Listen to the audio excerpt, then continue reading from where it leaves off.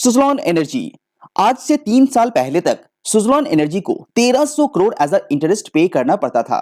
But financial year 2024 में Suzlon energy को just 200 crore का ही इंटरेस्ट पे करना पड़ेगा और कंपनी का जो नेट कर्जा है वो भी कम होके 1700 करोड़ तक आ जाएगा। But how?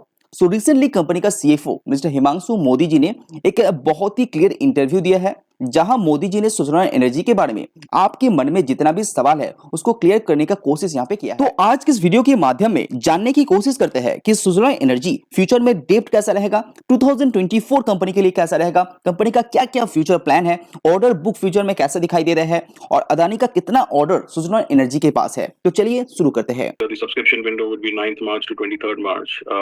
So that second and final tranche is for another 600 crores, of which we are going to use 317 crores towards debt repayment, and the balance will be used for our own capex and working capital requirement.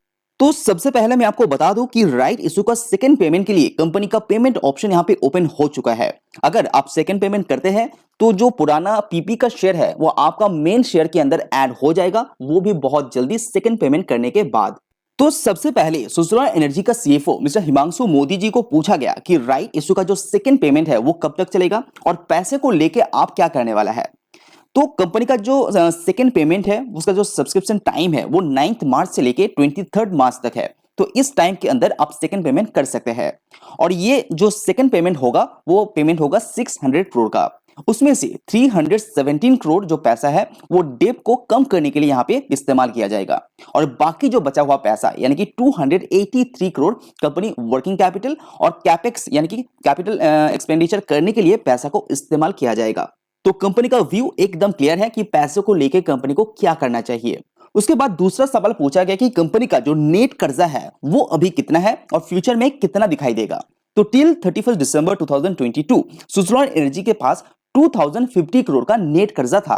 अभी second जो repayment किया जाएगा वो करने के बाद Suzlon energy के पास 1700 करोड़ का नेट कर्जा निकल के आएगा, जो मार्च 2023 में आपको देखने को मिलेगा। Net debt as on 31st December 22 was about 2050 crores. So with the rights issue tranche coming in and debt going down further, in addition to our scheduled repayment, we're looking at a net debt of close to about 1700 crores. Subscribe now and press the bell icon. उसके बाद मोदी जी को next सवाल पूछा गया कि अगर company इतना डेब्ट कम करेगा उसके बाद कंपनी का इंटरेस्ट जो पे आउट रेशियो है वो किस तरह से रहेगा। तो मैं आपको बता दूं, मोदी जी का कहना है कि आज से कुछ साल पहले कंपनी 1300 करोड़ तक भी पर ईयर इंटरेस्ट पे करता था, लेकिन अगर आप देखे होंगे तो लास्ट क्वार्टर में सुज़लॉन एनर्जी जस्ट 90 करोड़ का ही इंटरेस्ट पे किया है, क्योंकि कंपनी का जो कर्जा था उसको रिस्ट्रक्चर किया गया था। तो मोदी जी ने यह भी कहा है कि आगे चल के ये और भी कम होते हुए देखने को मिलेगा, क्योंकि कंपनी अपना डेब्ट 2050 से लेके 17 करोड़ तक लेके आ रहा है। इसीलिए कंपनी का जो डेब्ट का जो इंटरेस्ट है वो 200 करोड़ तक देखने को मिलेगा पर ईयर, जो 2024 के लिए कंपनी जस्ट 200 करोड़ का ही इंटरेस्ट पे करेगा। तो क्वार्टर वाइज देखेंगे तो हर क्वार्टर में जस्ट 50 करोड़ का ही इंटरेस्ट पे करेगा सुज़लॉन एनर्जी। तो लास्ट क्वार्टर में कितना था? 90 करोड़, लेकिन आगे आने वाले सालों में आपको जो क्वार्टरली इंटरेस्ट पे आउट रेशियो देखने को मिलेगा वो जस्ट 50 करोड़ का ही होगा। तो इससे क्या होगा, कंपनी का जो नेट प्रॉफिट है वो बढ़ेगा और ईपीएस बढ़ेगा, तो कंपनी का शेयर प्राइस ऑटोमेटिकली यहां पे बढ़ेगा।